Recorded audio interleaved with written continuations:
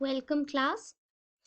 आज हम मोटिवेशन के बारे में डिस्कस करेंगे एग्जाम पॉइंट ऑफ व्यू से कि क्या टॉपिक्स हैं जो इम्पोर्टेंट है मोटिवेशन से।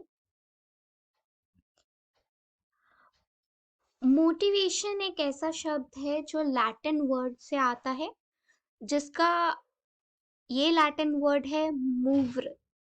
इसका मतलब है मूव करना या फिर एक्ट करना। ठीक है। मोटिवेशन को ये कहा गया है कि ये एक ऐसी प्रक्रिया है जिसकी वजह से हम कोई भी कार्य जो है वो शुरू करते हैं, उसे एक डायरेक्शन देते हैं और उसको हमेशा करते रहते हैं, ताकि जो हमारी नीड्स हैं, चाहे वो फिजिकल नीड्स हो या फिर और कोई भी नीड्स हो, वो मीट कर पाए। ठीक है। दूसरी बात, मोटिवेशन ये कहता है कि मोटिवेशन जो है वो स्टार्ट होता है, प्रोसेस है जो स्टार्ट होता है जब फिजियोलॉजिकल नीड्स अराइज होती हैं। फिजियोलॉजिकल या साइकोलॉजिकल एक महसूस होता है कि इस चीज की कमी है, तब वो नीड आती है जो कि बिहेवियर में ट्रांस बदल जाती है, ताकि हम उस गोल की प्राप्ति कर सकें। ठीक है। मोटिव क्या है? मोटिव एक ऐसा मोटिव उस फोर्स को कहा गया है जो एक व्यक्ति पर या किसी ऑर्गेनिज्म पे काम कर रहा है, जो उसके बिहेवियर को चालू रख करता है और डायरेक्ट करता है। ठीक है। अब मोटिव्स हमें कैसे पता चलता है हमारा क्या मोटिव है? तो ये हम अपने बिहेवियर से जान पाते हैं। जैसे हम बिहेव करते हैं, उसके जरिए हम ये जान पाते हैं कि हमारा क्या मोटिव है। हम इसके बारे में और डिटेल में बात करेंगे आने वाली स्लाइड्स में।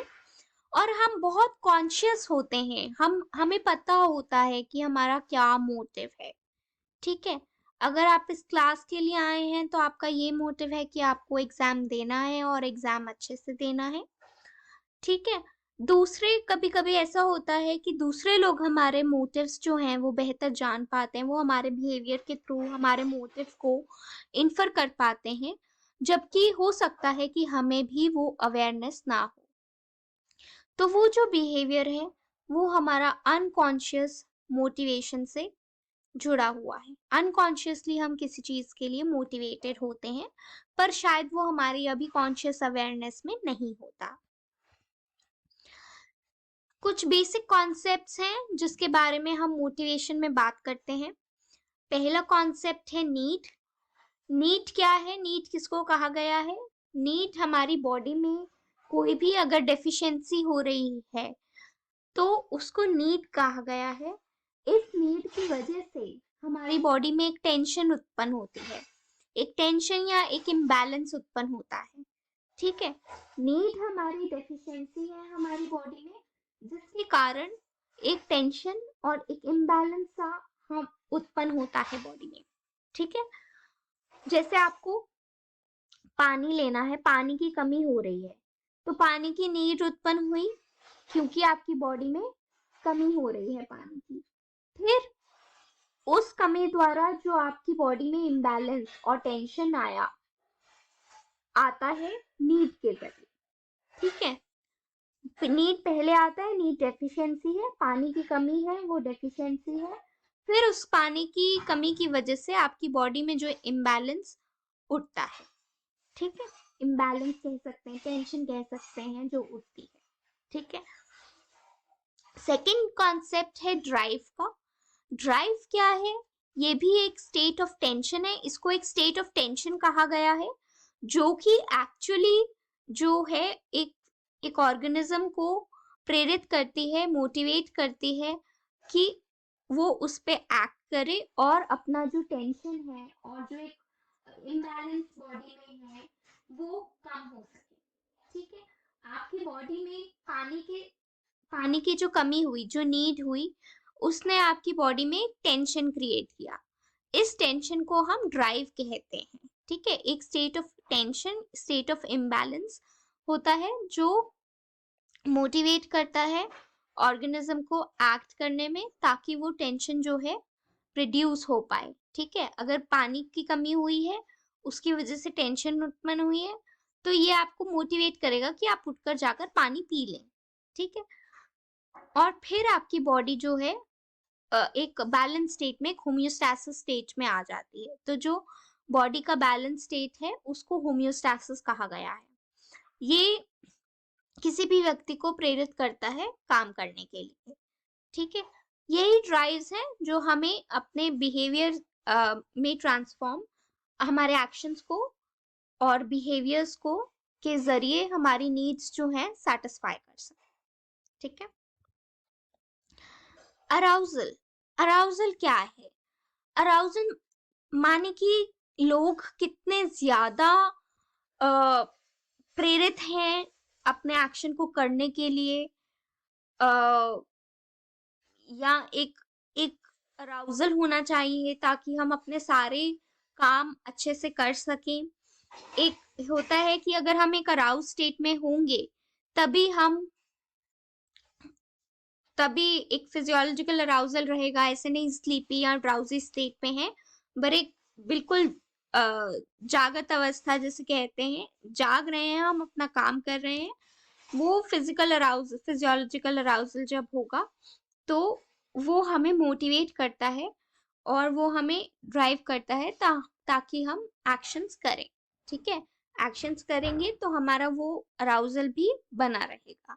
ठीक है, इंसेंटिव क्या है? इंसेंटिव एक चीज है जो हमें बाहर से मिलती है, जो कि एक व्यक्ति को या किसी को प्रेरित करता है और काम करने के लिए। ठीक है, आप काम पे जाते हैं, आपको सैलरी मिलती है, वो एक इंसेंटिव है।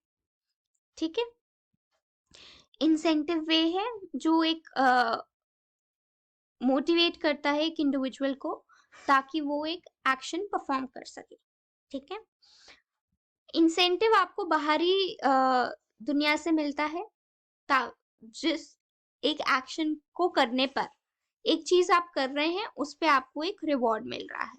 ठीक है, आप कुछ काम कर रहे हैं, आपको किसी ने प्रेज किया और रिवॉर्ड दे दिया। ठीक है, एक एक्सटर्नल इन्फ्लुएंस है, एक रिवॉर्ड है। ठीक है, जो एक्शन में आपको वो एक्शन करने के लिए मोटिवेट करता है, प्रेरित करता है। ठीक है, गोल बिहेवियर वो बिहेवियर जो हमें अपने गोल की प्राप्ति करने के लिए जरूरत होती है। ठीक है, और जब वो गोल हमारा अचीव हो जाता है तो हमारा जो मोटिव है वो सेटिस्फाई हो जाता है। अगर एक व्यक्ति है जो कि भूखा है, उसका गोल है खाना, ठीक है, और उसका गोल बिहेवियर होगा कि वो खाना खा रहा है और वो खाना लेने जा रहा है या खाना बना रहा है।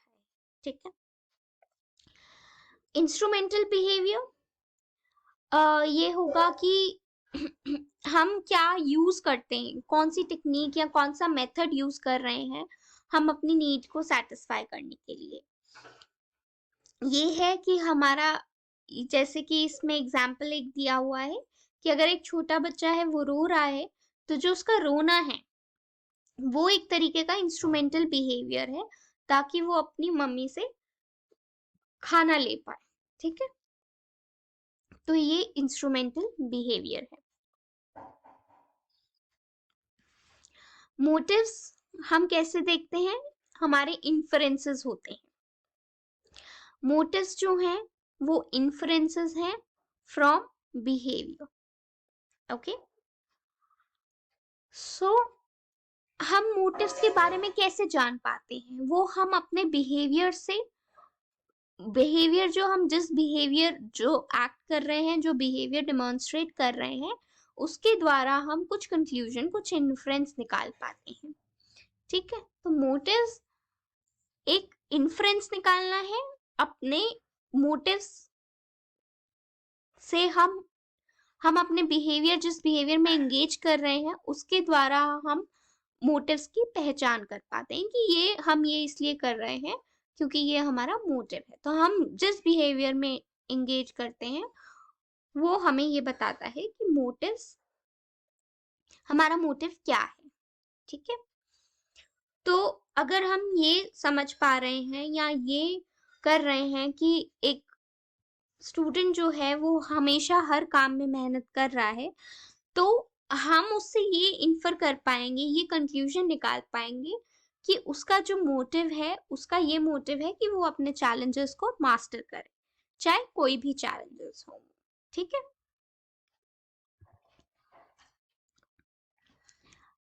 और जो भी हम अपने दिन के कार्य कर रहे हैं, कुछ भी अगर हम कर रहे हैं, तो वो हमारे मोटिव्स के द्वारा हम एक्सप्लेन कर पाएंगे।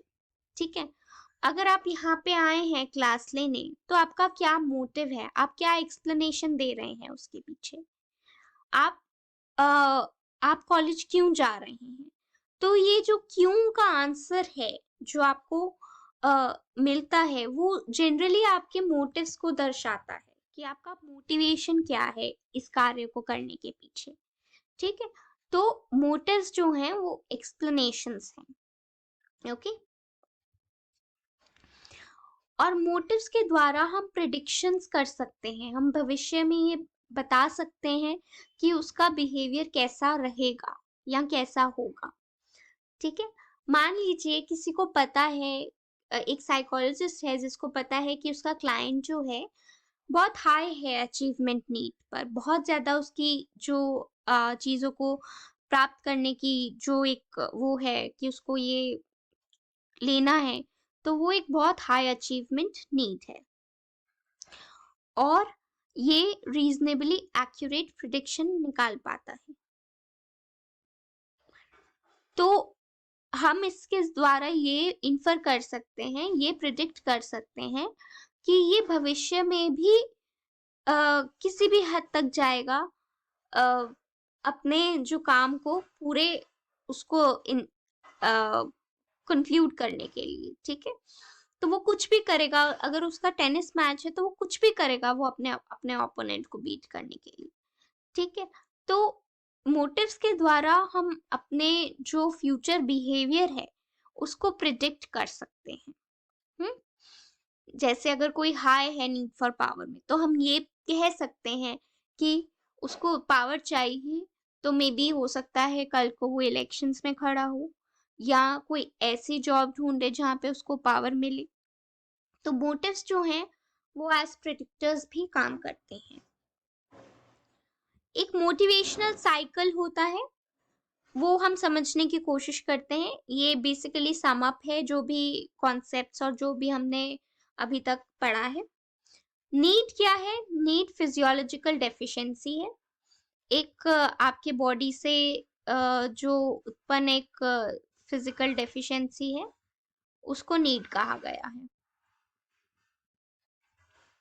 ठीक है, फिजिकल डेफिशिएंसी को नीड कहा गया है, या फिजिकल डिमांड को नीड कहा गया है, जो आपकी बॉडी की जरूरत है। इस नीड से, ये फिजिकल नीड है, इससे आपकी बॉडी में एक डेफिशिएंसी होती है। जैसे कि आपको भूख लगती है तो आपकी बॉडी में ग्लूकोज की कमी हो सकती है।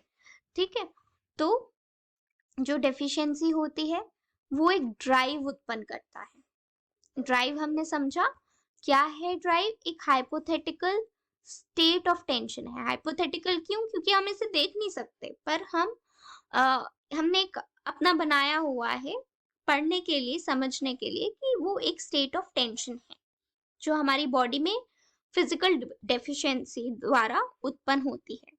ठीक है, हमें भूख लग रही है, हमें एक ड्राइव, हमें एक टेंशन से होगी क्योंकि हमारी बॉडी में एक इम्बैलेंस हो रहा है। तो ये एक हाइपोथेटिकल सिचुएशन है, hypothetical need, hypothetical state of tension है।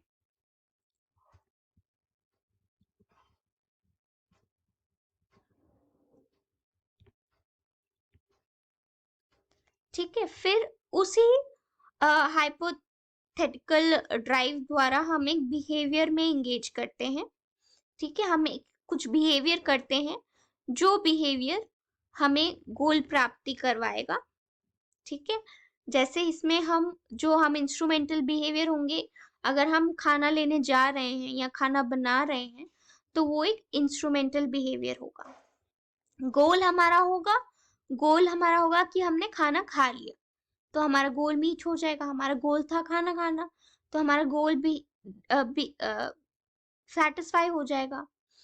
फिर सेटिस्फैक्शन स्टेज होगी कि अच्छा अब हमने खाना खा लिया, अब हमारी बॉडी का जो इम्बैलेंस हुआ था वो दोबारा बैलेंस में ट्रांसफर हो गया, वो दोबारा बैलेंस स्टेट में आ गया, दोबारा एक होम्योस्टैटिक स्टेट पे आ गया, तो उसके जरिए हमें सेटिस्फैक्शन होगा।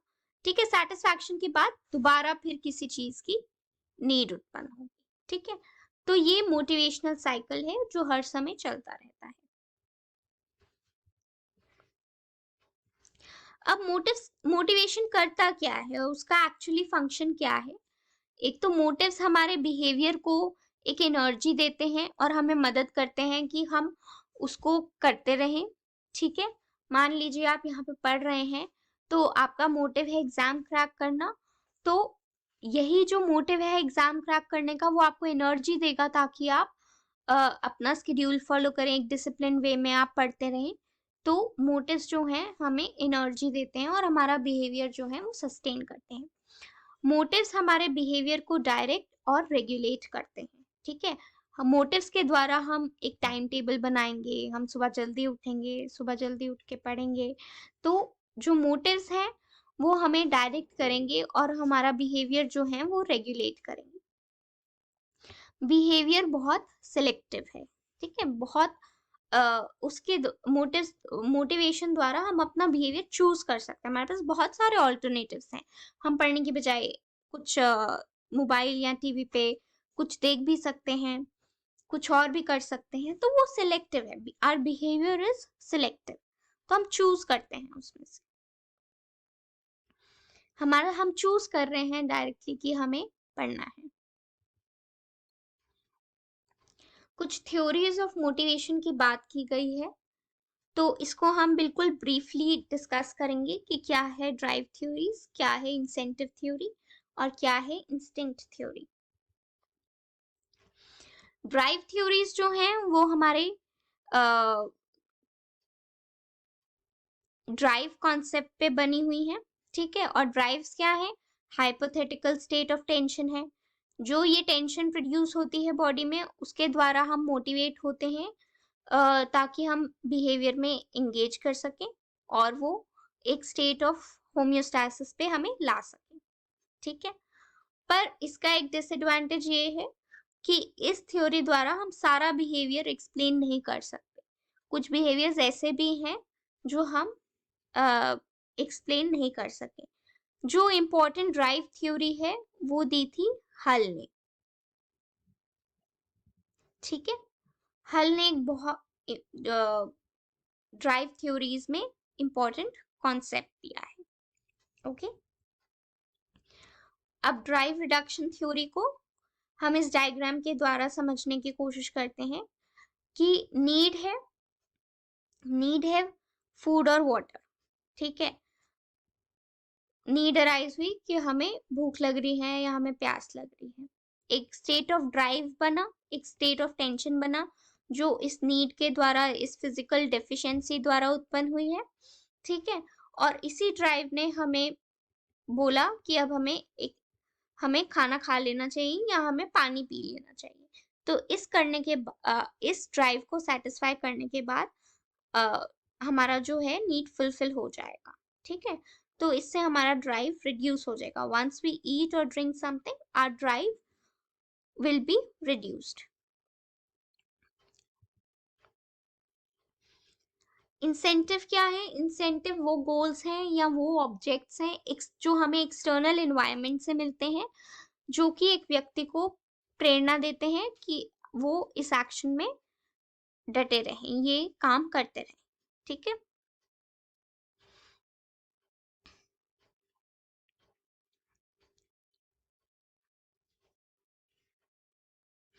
तो ये स्टिमुलस कैरेक्टरिस्टिक है गोल का। जो जिस गोल की हमें प्राप्ति करनी है या जो गोल है हमें प्राप्त करना है, उसका जो कैरेक्टरिस्टिक है वही कई बार हमें मोटिवेट कर देता है कि हम अपना बिहेवियर स्टार्ट करें।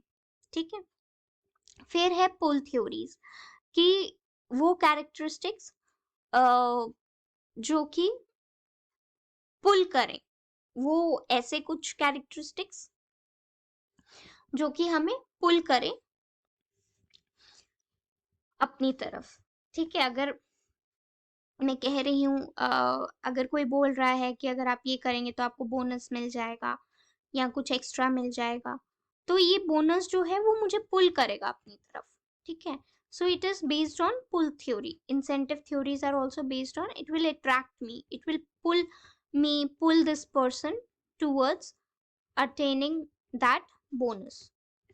ठीक है, so he will engage in an activity which will help him attain this bonus. So this bonus जो है ये इंसेंटिव रहेगा और यही इसको मोटिवेट करता रहेगा काम शुरू करने के लिए और काम में बने रहने के लिए। ठीक है, इंस्टिंक्ट थ्योरी ऑफ मोटिवेशन ये कहता है कि जो लोग हैं वो एक सर्टेन वे में बिहेव कर रहे हैं क्योंकि उनका एवोल्यूशनरी बैकग्राउंड ये कह रहा है। ठीक है, उनका बायोलॉजी, उनका जेनेटिक प्रोग्रामिंग ऐसा हुआ है जो कि उनका मोटिवेशन का कारण बनता है। ठीक है, बायोलॉजिकल और जेनेटिक प्रोग्रामिंग जो है वो कॉज बनता है मोटिवेशन के लिए, हमें किसी एक्शन को करने के लिए या उसमें सस्टेन करने के लिए।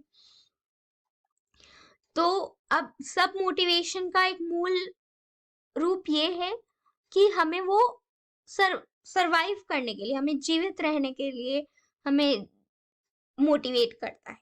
ठीक है, तो इसमें एक एग्जांपल दिया हुआ है कि सीजनल माइग्रेशन। अब व्हाई डू बर्ड्स माइग्रेट? जो माइग्रेशन होती है सीजनली, क्यों बर्ड्स माइग्रेट कर देते हैं? ठीक है, एनिमल्स को कोई सिखाता थोड़ा ना है कि उनको माइग्रेट करना है, उनको इस सीजन में दूसरे शहर जाना है या दूसरी जगह जाना है। तो ये उनका एक इनबॉर्न पैटर्न ऑफ बिहेवियर है, तो इसको इंस्टिंक्ट कहा गया है क्योंकि ये बायोलॉजिकली प्रोग्रामिंग करता है, बायोलॉजिकली और जेनेटिक प्रोग्रामिंग होता है। ओके,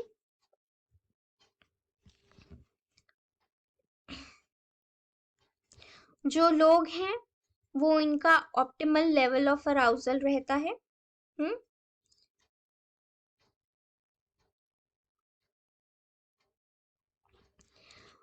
एक ऑप्टिमल लेवल ऑफ अराउजल रहेगा तभी टास्क परफॉर्मेंसेस जो हैं ठीक होंगी।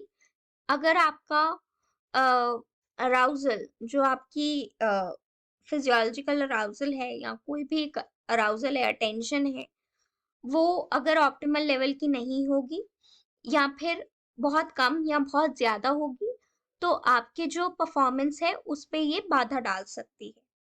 ठीक है, स्टिमुलस मोटिव वो है जो आपको अनलर्न होता है बट इट इंक्रीजेस स्टिमुलेशन। ठीक है, it could be curiosity, it could be playing, it could be exploration. Okay, so इसमें क्या है कि आपका एक ऑप्टिमल लेवल ऑफ अराउजल होना जरूरी है अगर आपको अच्छे से एक एक्टिविटी में परफॉर्म करना है। अगर वो ज्यादा या कम होगा तो आप अच्छे से परफॉर्म नहीं कर पाएंगे। अब यर्क्स-डॉडसन लॉ एक बहुत इंपॉर्टेंट लॉ है जो हमें ये बताता है कि हमें मॉडरेट लेवल ऑफ अराउजल हमारा होना चाहिए ताकि जो हमारी परफॉर्मेंस है वो बेटर हो सके। ठीक है, और अगर हमारा लेवल ऑफ अराउजल बहुत ज्यादा या बहुत ज्यादा कम है तो हमारा जो परफॉर्मेंस है वो डिक्लाइन होगा, वो कम हो जाएगा। इस ग्राफ द्वारा ही समझते हैं क्या है यर्क्स-डॉडसन लॉ। अगर आप यहाँ देखें तो यहाँ पे y एक्सिस पर परफॉर्मेंस है और x एक्सिस पे अराउजल है। अगर आपका अराउजल इस पॉइंट पे होगा यानी कि बहुत लो होगा तो आपका जो परफॉर्मेंस है वो भी कम होगा, वीक परफॉर्मेंस। और लो अराउजल पे आपका परफॉर्मेंस वीक रहेगा। ठीक है, जैसे जैसे हम ऊपर बढ़ते हैं, तो इस पॉइंट पे, ये पीक पे आपका परफॉर्मेंस जो है एक ऑप्टिमल परफॉर्मेंस होगा। जैसे आपको क्योंकि आपका अराउजल जो है एक मिड में है, मॉडरेट लेवल पे है, ठीक है। तो अगर इस लेवल पे आपका अराउजल होता है तो आपका परफॉर्मेंस जो है वो एक ऑप्टिमल लेवल पे आएगा, एक अच्छा परफॉर्म कर पाएंगे आप, ठीक है। अब आपका परफॉर्मेंस जो है वो इम्पेयर कब होगा? जब आपका अराउजल बहुत हाई जाएगा, ठीक है। अगर आपका अराउजल इस पॉइंट पे है, इतनी ज्यादा आपको एंजाइटी हो रही है, तो आप परफॉर्म नहीं कर पाएंगे, तो वीक होगा, वीक परफॉर्मेंस, ठीक है। एक स्ट्रॉन्ग परफॉर्मेंस और एक वीक परफॉर्मेंस। तो हाई लेवल ऑफ अराउजल में आपका वीक परफॉर्मेंस रहेगा, ओके। अब ये एक इंपॉर्टेंट थ्योरी है, मैस्लोज हायरार्की ऑफ नीड्स, ठीक है। तो इसमें सबसे पहले फिजियोलॉजिकल नीड्स आती हैं, फिर सेफ्टी नीड्स, फिर लव एंड बिलोंगिंग नीड्स, फिर स्टीम नीड्स, फिर सेल्फ एक्चुअलाइजेशन। फिजियोलॉजिकल नीड्स जो हम सबको चाहिए पूरी करनी है, इफ वी वांट, अगर हम जीना चाहते हैं तो हमारे लिए सबसे इम्पोर्टेंट जो नीड फुलफिल करने के लिए हैं वो हमारी फिजिकल नीड्स हैं। हमें खाना चाहिए, हमें पानी चाहिए, हमें रहने के लिए जगह चाहिए, हमें नींद चाहिए। तो ये सारी जो चीजें हैं वो हमें चाहिए, ओके।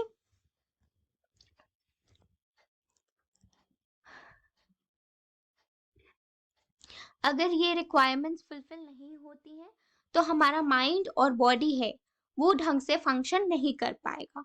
तो ये बहुत ज्यादा, बहुत बेसिक नीड्स होती हैं ह्यूमंस के सर्वाइवल के लिए, जो जरूरी होती हैं।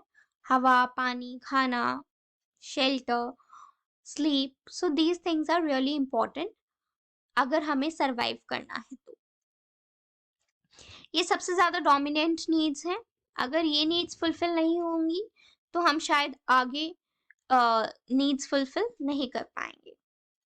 सबसे ज्यादा मोटिवेशन यही रहता है कि ये वाली जो फिजियोलॉजिकल नीड्स हैं ये फुलफिल करनी है। एक व्यक्ति के पास, जिसके पास ये नीड्स फुलफिल नहीं हो रही हैं, तो उसको सर्वाइवल में दिक्कत आएगी, ठीक है।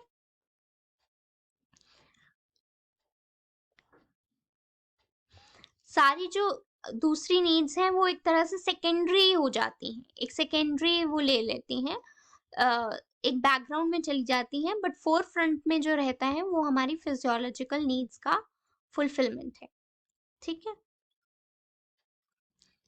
सबसे पहले हमारी भूख है, सबसे पहले पानी है, जो जिसकी हमें जरूरत है जीने के लिए।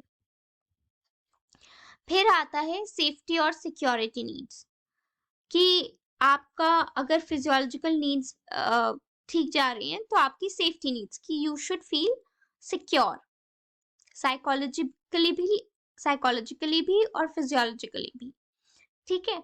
आपको एक सिक्योरिटी मिलनी चाहिए, आप एक अच्छे से घर पे रह रहे हैं, तो ये सेफ्टी नीड होगी कि आपको एक ऐसा ऑफिस, एक ऐसा घर चाहिए जो कि सेफ हो, जो आपको हार्श वेदर कंडीशन से बचा सके। तो ये सेफ्टी नीड्स होती हैं। तो इसमें एक पर्सन ये सिक्योरिटी और प्रोटेक्शन चाहता है अगर उसकी जो फिजियोलॉजिकल नीड्स हैं वो फुलफिल हो जाती हैं तो, ठीक है। तो ये सेफ्टी नीड्स होती हैं, ओके।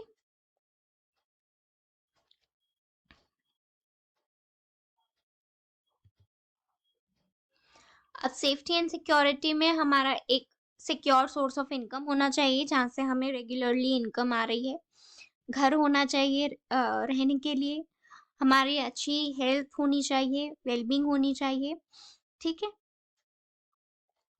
एक अच्छी पीसफुल सोसाइटी जिसमें कोई क्रिमिनल असॉल्ट्स नहीं है, मर्डर्स नहीं है, या नेचुरल कैटास्ट्रॉफ्स बहुत ज़्यादा नहीं आते। तो ये भी बहुत बेसिक लेवल के मोटिवेटर्स होते हैं। क्या आप उस घर में रहना पसंद करेंगे जहाँ पे आए दिन चोरी होती रहती है, या उस सोसाइटी में रहना पसंद करेंगे जहाँ पे आए दिन चोरी होती रहती है, आए दिन मर्डर होते रहते हैं। तो कोई भी उस जगह पे रहना पसंद नहीं करेगा। आप एक पीसफुल एनवायरनमेंट में, पीसफुल सोसाइटी में रहना पसंद करेंगे। क्या आप अगर उस सोसाइटी में या फिर उस जगह काम करना चाहेंगे जिसकी बिल्डिंग बिल्कुल भी अच्छे से बिल्ट नहीं है, हाफ फिनिश्ड है, हाफ अनडन है, या फिर उसके जो मटेरियल है जो यूज़ किए हुए हैं वो बहुत छत गिर रही है, उसका सीलिंग ठीक से फिक्स नहीं है, तो इस जगह हम काम नहीं करना चाहेंगे। तो ये जो सेफ्टी नीड्स होती हैं, इसको फुलफिल करना ज़रूरी हो जाता है। हम उस जगह काम नहीं करना चाहेंगे जहाँ पे बहुत ज़्यादा अंधेरा, जहाँ पे जो एनवायरनमेंट है वो बहुत ज़्यादा अंधेरा है, वहाँ पे लाइटिंग नहीं है। तो ये जो है सेफ्टी और सिक्योरिटी नीड्स फुलफिल नहीं कर रहा।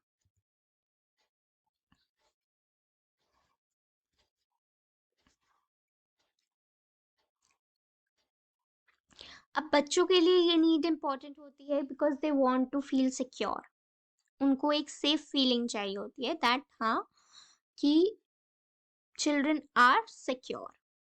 साइकोलॉजिकली एक नीड होती है कि वो सेफ महसूस कर पाए। ठीक है? तो अब सेफ्टी नीड्स अगर हम ऑर्गेनाइजेशन सेटअप में देखें तो ये इंश्योरेंस पॉलिसीज द्वारा, सेविंग अकाउंट्स द्वारा या जॉब सिक्योरिटी द्वारा हम ऑर्गेनाइजेशन सेटअप में अपनी सेफ्टी नीड्स मीट कर सकते हैं। ठीक है? सेफ्टी और सिक्योरिटी नीड्स में क्या आता है? आपका पर्सनल सिक्योरिटी, फाइनेंशियल सिक्योरिटी, आपकी हेल्थ और वेलबींग, सेफ्टी, अगर एक्सीडेंट हो जाए तो उसके लिए कवर अप, कंपेंसेशन, इलनेस हो जाए तो उसका कंपेंसेशन। तो ये सारी जो सेफ्टी और सिक्योरिटी नीड्स में आता है। ठीक है? नेक्स्ट आता है बिलोंगिंगनेस एंड लव नीड्स। अगर आपकी सेफ्टी नीड्स फुलफिल हो गई हैं तो आप चाहेंगे कि आप एफिलिएट करें, आप लोगों से मिले-जुलें, आप लोगों के साथ रहें, एक सोसाइटी में रहें, सोशल ग्रुप में रहें, सोशल ग्रुप का पार्ट रहें, कम्युनिटी का पार्ट रहें, बहुत अच्छे रिलेशनशिप्स बनाएँ। ठीक है?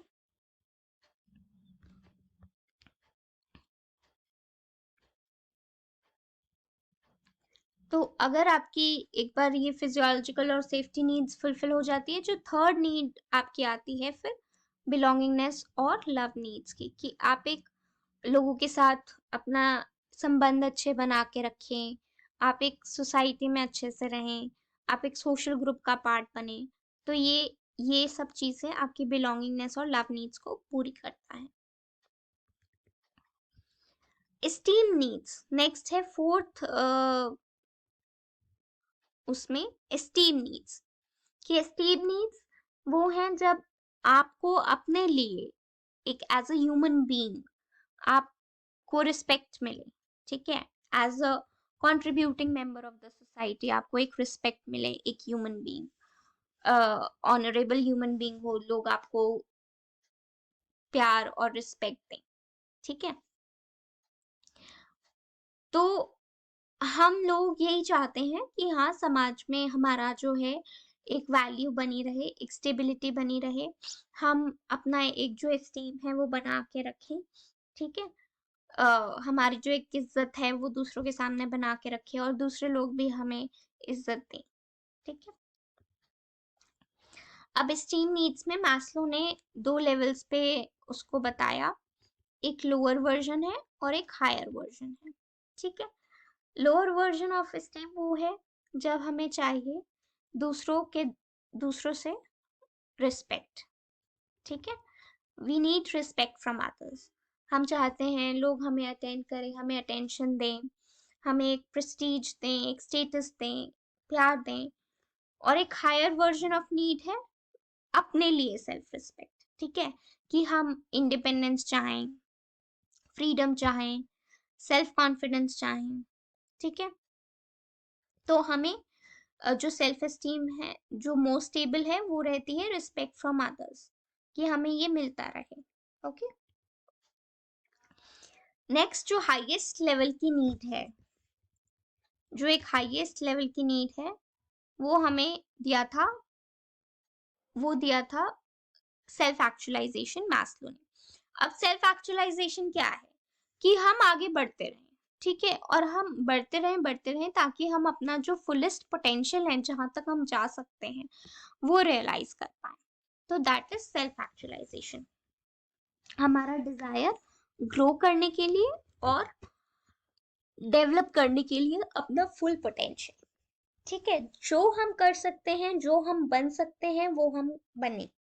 ठीक है, what humans can be they must be, जो हम कर सकते हैं वो हमें करना चाहिए। तो सेल्फ एक्चुअलाइजेशन हमारा डिजायर बताता है ग्रो करने के लिए, ग्रो और अपने आप को अपना पोटेंशियल डेवलप करने के लिए। ठीक है, तो हमें वो अपॉर्चुनिटीज लेना पसंद है, जो हम वो अपॉर्चुनिटीज चुनते हैं जो हमें लगता है कि हम मास चैलेंज उसको, वो एक चैलेंजिंग टास्क हो, हम उसे मास्टर भी कर पाए। वो हमारे ऊपर है कि हम कैसे अपने आप को सेल्फ एक्चुअलाइज करना चाहते हैं, हम कौन से टास्क चूज करते हैं अपने आप को सेल्फ एक्चुअलाइज करने के लिए। ठीक है, डेफिशिएंसी नीड्स जो हैं बहुत बेसिक नीड्स हैं सर्वाइवल और सिक्योरिटी के लिए, ये फिजियोलॉजिकल नीड्स है।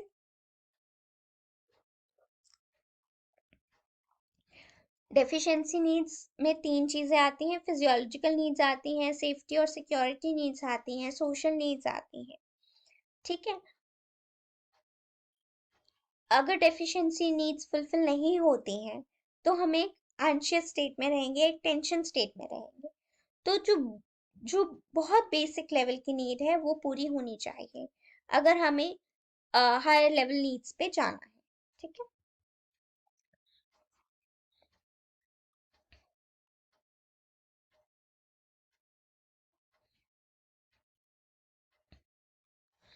नेक्स्ट है ग्रोथ नीड्स, जो पर्सनल ग्रोथ और फुलफिलमेंट के लिए जो नीड्स है वो है एस्टीम नीड्स और सेल्फ एक्चुअलाइजेशन नीड्स।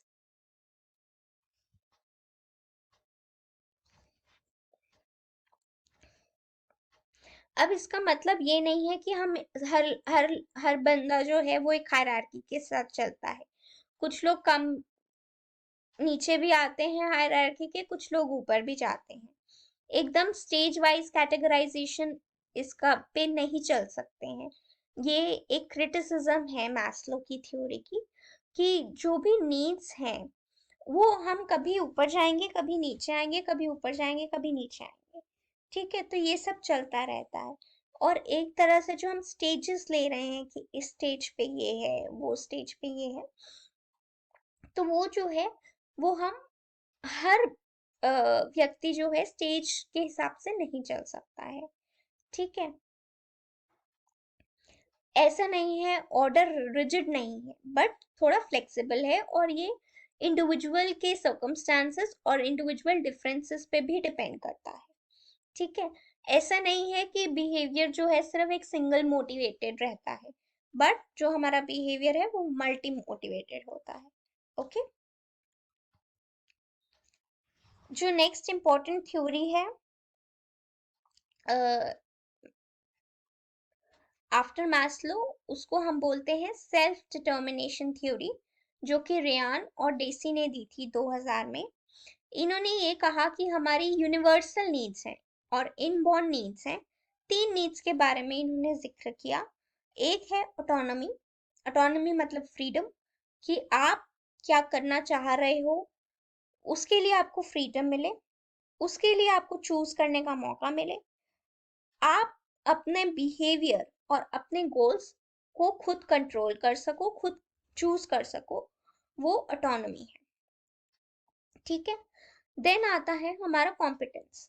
कॉम्पिटेंस माने कि हमें अपने जो चैलेंजिंग टास्क हैं अपनी लाइफ के उन्हें मास्टर करना है, that is competence. Then the third need is relatedness, कि हमें एक फीलिंग आनी चाहिए दूसरों की बिलोंगिंग के साथ। ठीक है, हमें बिलोंगिंग और इंटीमेसी और सिक्योरिटी वाली feelings in relationship with others आना चाहिए। ठीक है, रेयान और डेसी ने ये कहा कि अगर हम ये नीड्स फुलफिल करते हैं ये नीड्स तब फुलफिल कर पाएंगे अगर हमारे पास एक सपोर्टिव एनवायरनमेंट है। ठीक है, सपोर्टिव एनवायरनमेंट है जहाँ पे हम गोल्स जो हैं वो डेवलप कर सकें और रिलेशनशिप्स बना पाए। ठीक है, ये एक इंट्रिंसिक मोटिवेशन के लिए ज़रूरी होता है। इंट्रिंसिक मोटिवेशन की हमें हमारा कोई एक्सटर्नल मोटिव नहीं है, बट हमारे अंदर से हमें ये मिलता है, it is manifested within ourselves कि हमें ये करना है। हमारे अंदर से ये आवाज आती है, उसके लिए हमारा कोई एक्सटर्नल मोटिवेशन नहीं है, हमें एनवायरनमेंट से हमें मोटिवेशन नहीं मिल रहा। ठीक है, अब हम डिटेल में बात करते हैं इंट्रिंसिक और एक्सट्रिंसिक मोटिवेशन के लिए। ठीक है, इंट्रिंसिक मोटिवेशन जैसे मैंने कहा अभी कि ये इंटरनल होता है। ओके, आप अपने लिए, आप अपनी खुशी के लिए, अपने इंपॉर्टेंस के लिए या अपने डिजायर के लिए सिर्फ ये करते हैं। आप अपने लिए ये कर रहे हैं, अपने प्लेजर के लिए ये कर रहे हैं। ठीक है, यहाँ पे जो हमारा बिहेवियर होता है वो हम किसी अवार्ड के लिए नहीं, बट इंटरनल सेटिस्फैक्शन के लिए कर रहे हैं, सेल्फ सेटिस्फैक्शन के लिए कर रहे हैं, अपनी खुशी के लिए कर रहे हैं, अपनी सेटिस्फैक्शन के लिए कर रहे हैं।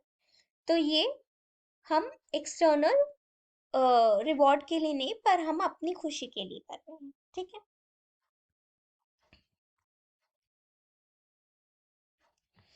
अब यहाँ पे अगर हम इस पिक्चर में देखें तो दो पक्ष दिए हैं, एक एक्सट्रिंसिक मोटिवेशन, एक्सट्रिंसिक माने एक्सटर्नल मोटिवेशन जो एनवायरनमेंट से मिल रहा है, और इंट्रिंसिक मोटिवेशन कि आप एक एक्टिविटी कर रहे हैं उसके अपनी खुद की खुशी के लिए और अपने पर्सनल रिवॉर्ड्स के लिए।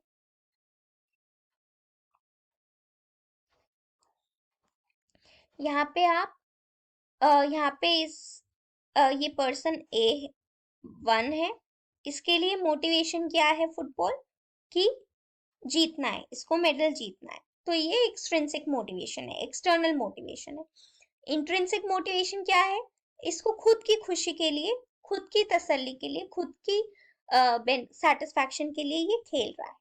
तो ये सेकंड सिचुएशन है, सेकंड पर्सन है। तो ये एक्सट्रिंसिक मोटिवेशन के लिए खेल रहा है, ये एक रिवॉर्ड के लिए खेल रहा है, मेडल के लिए खेल रहा है, और ये अपनी खुशी के लिए खेल रहा है। जो लोग इंट्रिंसिकली मोटिवेटेड होते हैं ये ज्यादा इंटरेस्ट शो करते हैं, ज्यादा एक्साइटमेंट शो करते हैं और ज्यादा कॉन्फिडेंस शो करते हैं जो इनके हाथ में जो काम होता है। ठीक है, इनका परफॉर्मेंस भी बहुत अच्छा रहता है, परसिस्टेंट रहता है और क्रिएटिव रहता है। और ऐसे जो व्यक्ति होते हैं इनका सेल्फ एस्टीम भी हाई होता है और सब्जेक्टिव वेलबींग भी हाई होता है। सब्जेक्टिव वेलबींग का मतलब कि हाई पॉजिटिव इमोशंस, लो नेगेटिव इमोशंस और सेटिस्फैक्शन ज्यादा। ठीक है, अगर कोई किसी काम के लिए इंट्रिंसिकली मोटिवेटेड है, अपने लिए कर रहा है, वो वीक हो जाता है अगर उसको बोलें कि हम तुम्हें पनिशमेंट देंगे या कुछ गोल्स इम्पोज करें या कोई डेडलाइंस इम्पोज करें या रिवॉर्ड्स देंगे, तो उसका मोटिवेशन जो है वीक हो जाता है।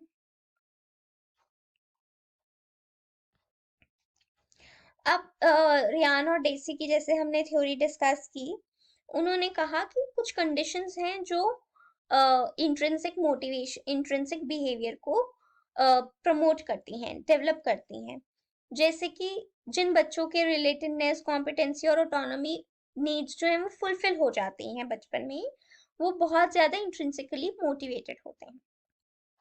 इंट्रिंसिक मोटिवेशन उन एक्टिविटीज के लिए पाया जाता है जो एक्टिविटीज मॉडरेटली चैलेंजिंग होती हैं, जो कि ना ज्यादा डिफिकल्ट होती हैं और ना ज्यादा इजी होती हैं। तो उनके लिए हम मॉडरेटली चैलेंजिंग एक्टिविटीज के लिए हम इंट्रिंसिक मोटिवेशन डेवलप कर सकते हैं। वो एक्टिविटीज जिनका हमें लगता है कि हाँ हम अच्छे से कर पाएंगे, और वो एक्टिविटीज जो हमें सेटिस्फैक्शन देती हैं। और सेल्फ एफिकेसी ये चीज कि हाँ हम कर लेंगे उस चीज को लेकर, तो वो चीज भी मायने रखती है, सेल्फ एफिकेसी भी मायने रखती है, कि आपको लगता है कि हाँ आप अच्छे से कर पाओगे, तो उससे भी इंट्रिंसिक मोटिवेशन जो है आपको मिलती है। फिर एक्सट्रिंसिक मोटिवेशन है। इंट्रिंसिक मोटिवेशन वो टाइप ऑफ मोटिवेशन है जिसमें एक व्यक्ति जो है एक्सटर्नल रिवॉर्ड्स के एक्सटर्नल रिवॉर्ड्स पाने के लिए मोटिवेटेड होता है। एक्सटर्नल रिवॉर्ड्स हो गए, पैसा चाहिए या फेम चाहिए, आप ये चाहते हैं कि लोग आपको रिकॉग्नाइज करें, तो ये एक्सट्रिंसिक मोटिवेशन होगा। ओके, नेक्स्ट हमारा एक इम्पॉर्टेंट रहता है क्यूरियोसिटी। अब बच्चों में क्यूरियोसिटी बहुत होती है। फिर अपना हर एक व्यक्ति अपना एक अलग क्यूरियोसिटी डिमॉन्स्ट्रेट करता है। ठीक है, क्यूरियोसिटी जो है वो एक नीड है, एक जरूरत है नॉलेज के लिए, ज्ञान प्राप्ति का, के ज्ञान को प्राप्त करने के लिए एक नीड है। हुँ? ये हम किसी भी स्पेसिफिक बिहेवियर के लिए यूज कर सकते हैं। ठीक है, या फिर एक हाइपोथेटिकल कंस्ट्रक्ट है जो हम किसी बिहेवियर को एक्सप्लेन करने के लिए बता सकते हैं। अब क्यूरियोसिटी होनी चाहिए। अगर क्यूरियोसिटी नहीं है तो जो व्यक्ति है वो अपने एनवायरनमेंट को एक्सप्लोर नहीं करेगा। So a person will not explore his or her environment अगर उसमें क्यूरियोसिटी नहीं है। बच्चों में क्यूरियोसिटी होती है तभी वो अपने एनवायरनमेंट को एक्सप्लोर करते हैं, सर्च करते हैं। तो एक्सप्लोरेटरी बिहेवियर के लिए क्यूरियोसिटी होना जरूरी है। ठीक है, एक्सप्लोरेटरी बिहेवियर क्या है कि हम उन सब एक्टिविटीज के बारे में या किसी किन्हीं एक्टिविटीज को लेकर जो हमें अपनी एनवायरनमेंट से कुछ इंफॉर्मेशन दे। हम अपने एनवायरनमेंट को एक्सप्लोर किस लिए कर रहे हैं, ताकि हम कुछ इंफॉर्मेशन एनवायरनमेंट से प्राप्त कर सकें। तो इसके लिए अगर हमें एनवायरनमेंट से कोई इंफॉर्मेशन चाहिए तो उसके लिए पहले हमें क्यूरियोसिटी होनी चाहिए। हमें चीजों को जानने के लिए क्यूरियोसिटी होनी चाहिए। एक मोटिवेशन रिक्वायरमेंट है पहले, एक्सप्लोरेटरी बिहेवियर्स पहले, कि हमें उस चीज को जानने के लिए, उस एक्टिविटी को करने से हमें क्या मिलेगा, जो ज्ञान मिल रहा है उससे पहले हमें उसको जानने के लिए जो है एक अंदर से वो आना चाहिए कि हाँ हमें ये चीज जाननी है।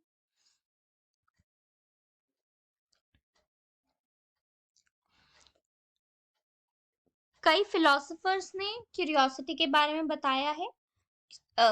कईयों ने कहा कि क्यूरियोसिटी जो है वो एक पैशन है सीखने के लिए, पैशन है लर्निंग के लिए। और फिर हम जो क्यूरियोसिटी रिलेटेड बिहेवियर जो है वो सर्च बिहेवियर है, वो एक्सप्लोरेटरी बिहेवियर है कि हम सर्च करते हैं एनवायरनमेंट, हम एक्सप्लोर करते हैं एनवायरनमेंट चीजों को जानने के लिए। ठीक है, हम उस चीज को जानना चाहते हैं जो कि हम नहीं जानते हैं। ठीक है, और हम क्वेश्चंस पूछते हैं। तो ये सारी जो चीजें हैं ये मोटिवेशनल साइकोलॉजी का पार्ट है। ओके, तो curiosity is passion for learning, कि हमें नई चीजें जानने के लिए जो जज्बा है उसको क्यूरियोसिटी कहा गया है। और ये कैसे हम देख सकते हैं, हम अपने बिहेवियर द्वारा देख सकते हैं कि हम किसी चीज को जानने के लिए हम अपना एनवायरनमेंट सर्च कर रहे हैं, हम एक अननोन ऑब्जेक्ट की तरफ जा रहे हैं।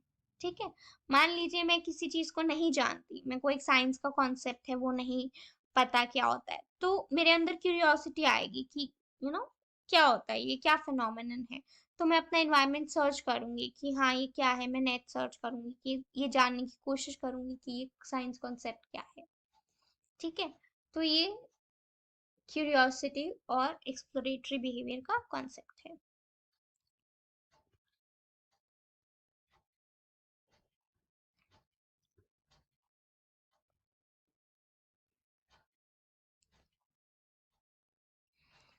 तो क्यूरियोसिटी जो है वो हमें जानना जरूरी के बारे में हम तभी समझ सकते हैं अगर हम इंडिविजुअल के नेचुरल एनवायरनमेंट में रहें। ठीक है, उसके नेचुरल एनवायरनमेंट को रेफरेंस में ना रखते हुए हम क्यूरियोसिटी को इन्वेस्टिगेट नहीं कर पाएंगे।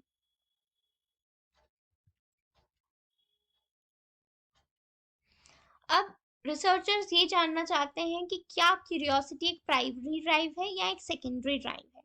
प्राइमरी ड्राइव मतलब कि क्या ये हमें बचपन से मिली है, क्या ये इनेट है, या कि ये सेकेंडरी ड्राइव है कि ये हमें सिखाया जाता है, क्यूरियोसिटी हमें सिखाई जाती है।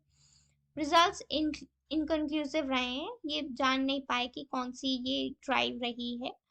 ठीक है, तो अगर सेकेंडरी है तो कौन सी बेसिक ड्राइव से ये उत्पन्न हो रहा है। ठीक है, अगर प्राइमरी है तो कौन सी ड्राइव है। तो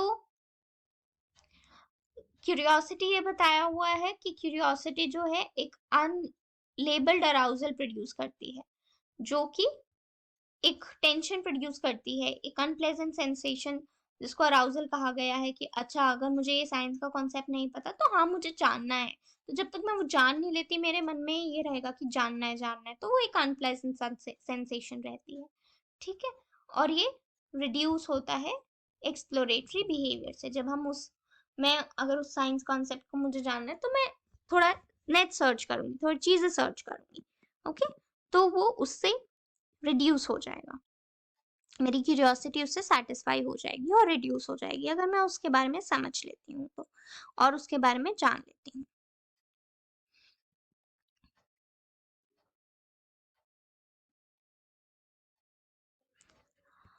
लुवेंस्टीन ने ये बताया कि कुछ सेंट्रल इश्यूज हैं क्यूरियोसिटी से रिलेटेड। एक है डेफिनेशन और डायमेंशनैलिटी, दूसरा है कॉज, तीसरा है वॉलंटरी एक्सपोजर टू क्यूरियोसिटी और एनवायरमेंटल डिटर्मिनेंट्स, और एक है सुपरफिशियलिटी और इंटेंसिटी। क्यूरियोसिटी आ सकती है, जा सकती है, अपना फोकस चेंज कर सकती है। तो ये कुछ इश्यूज रहे हैं क्यूरियोसिटी के साथ।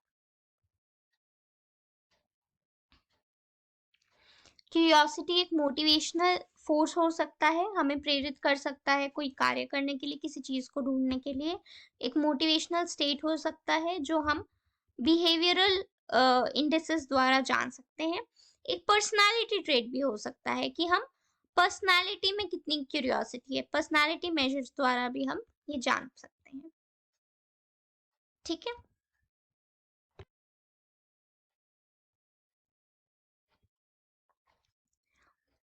क्यूरियोसिटी ये भी है कि ये एक यूनिटरी कंस्ट्रक्ट नहीं है, एक सिंगल कंस्ट्रक्ट नहीं है, क्योंकि इसके बहुत सारे डेफिनेशंस रहे हैं, तो ये बहुत सारी कैरेक्टरिस्टिक्स अपने अंदर लेता है।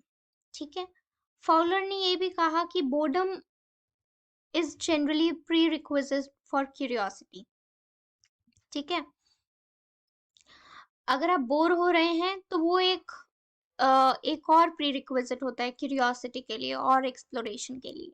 ठीक है, जब हम बोर होते हैं तो हम और कोई नई चीज जानना चाहते हैं, ढूंढना चाहते हैं उसके बारे में।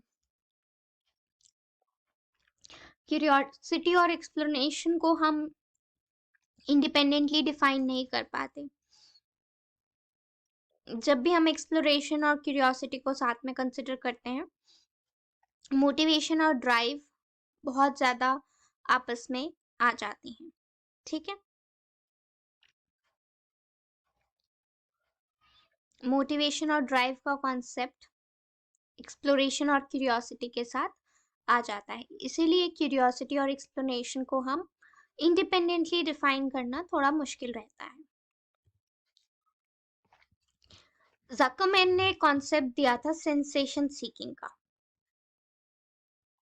ठीक है, इसमें इन्होंने कहा कि हमारा एक सिंपल सेंसरी नीड है, मतलब कि हमें हमें सेंसेस की नीड से एक ऑप्टिमल लेवल ऑफ स्टिमुलेशन मिलता है। ठीक है, सिंपल सेंसरी नीड है, सेंसेस को चाहिए, सेंसरी नीड है जो कि ऑप्टिमल लेवल ऑफ स्टिमुलेशन से, एक बैलेंस लेवल ऑफ स्टिमुलेशन से हमें मिल सकता है। ओके,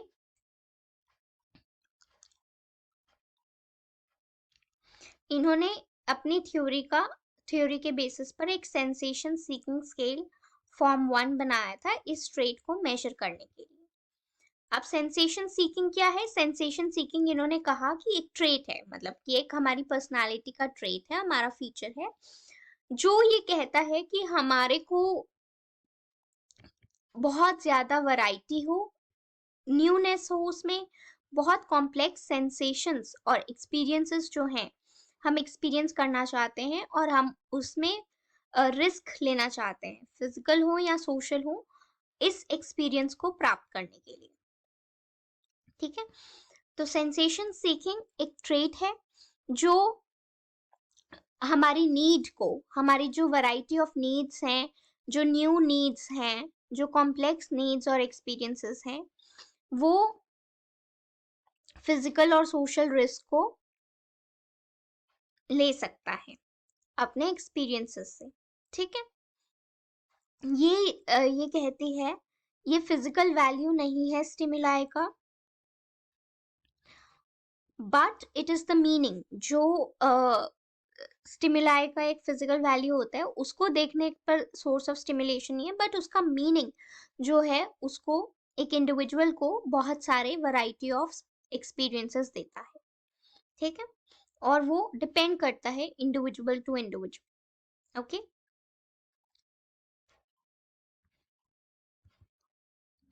जकरमैन ने 4 डायमेंशंस दिए अपने उसमें।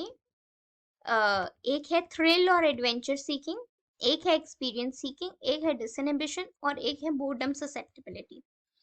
अब थ्रिल और एडवेंचर सीकिंग क्या है? एक ऐसा ट्रेड है जहाँ पे हमारा जो इंटरेस्ट है वो हमें आउटडोर एक्टिविटीज में और एक्साइटिंग स्पोर्ट्स में जाना है, जैसे हमें स्कीइंग करनी है, पैराशूटिंग करनी है, या बहुत ज्यादा फास्ट ड्राइविंग करनी है, तो इससे हमें एडवेंचर मिल रहा है। राफ्टिंग करनी है, रिवर राफ्टिंग करनी है, या रैपलिंग करनी है, कुछ भी ऐसे जो एडवेंचर स्पोर्ट्स हैं, या माउंटेन क्लाइंबिंग है, तो ये थ्रिल और एडवेंचर सीकिंग पे ऐसे लोग बहुत हाई होते हैं, जहाँ पे इनका इंटरेस्ट और डिजायर है आउटडोर एक्टिविटीज में एंगेज करना। ठीक है, एक्सपीरियंस सीकिंग क्या है? कि हम अराउजल सीक करते हैं अपने मन और अपने सेंसेस द्वारा, और हमें एक मतलब एकदम कन्वेंशनल लाइफस्टाइल नहीं चाहिए, बट हमें एक्सपीरियंस करना है चीजों को। ट्रैवलिंग करने के लिए मतलब हम एकदम इमिडिएटली प्लान्स बना लेंगे, चल यहाँ चलते हैं, वहां चलते हैं, एकदम अनप्लान ट्रैवलिंग। ठीक है, और हम दूसरे लोगों के साथ जो कन्वेंशनल टाइप नहीं होते, जो थोड़े अनयूजुअल लोग हैं, उनके साथ बात करना पसंद करेंगे। ठीक है, और एक इंक्लिनेशन होता है ड्रग्स लेने का इन एक्सपीरियंस सीकिंग वाले लोगों में। डिसइनहिबिशन होता है कि जो एक हम रहते हैं कि हमें सोसाइटी में रहना है, तो एक तरीका है। तो जो सोशल डिसइनहिबिशन हो गया कि आप मतलब एकदम ऐसी एक्टिविटीज में एंगेज करते हैं जो आपका सोसाइटी आपको जिसके लिए परमिशन नहीं देता है। ठीक है, at certain points of time, तो मतलब सोशली आप डिसइनहिबिट हो रहे हैं। जैसे हमने कहा भी है कि जैसे लोग ड्रिंक करते हैं तो उसके बाद उनकी सारी अंदर की बातें बाहर आ जाती हैं, ऐसा कहते हैं, तो और उनको कंट्रोल नहीं रहता है, उन्हें नहीं पता लगता है कि क्या बात करनी है, किससे क्या बात करनी है, और एकदम अग्रेसिव भी हो जाते हैं, तो ये सोशल डिसइनहिबिशन रहता है। ड्रिंकिंग द्वारा, गैम्बलिंग द्वारा, पार्टिंग द्वारा ये सोशल डिसइनहिबिटेड होते हैं। They want to give away their inhibitions and they want to become disinhibited. ठीक है, और ये वो एक्टिविटीज हैं जो ये प्लेजर सीख करने के लिए परफॉर्म करते हैं, सिर्फ उनको खुशी मिले, उनको प्लेजर आए इससे। तो ये वो एक्टिविटीज हैं जहाँ पे दीन दुनिया का ना देखकर सिर्फ अपने सोशल जो एंजाइटीज हैं उसको छोड़ के, सबको छोड़ के एकदम बिंदास हो जाते हैं। That is called social disinhibition. फिर एक बोर्डम ससेप्टेबिलिटी होता है कि रेपिटेटिव एक्सपीरियंस, जो रूटीन वर्क है उससे बहुत जल्दी बोर हो जाते हैं। तो जहाँ पे इनवेरिएबल एनवायरनमेंट होता है वहाँ पे बहुत जल्दी रेस्टलेसनेस आ जाती है, तो it becomes N invariable environment. ठीक। तो ओके, ये था मोटिवेशन का जो पार्ट जो हमें पता होना चाहिए एग्जाम पर्सपेक्टिव से। नेक्स्ट क्लास में हम कोई और टॉपिक डिस्कस करेंगे। Okay, thank you.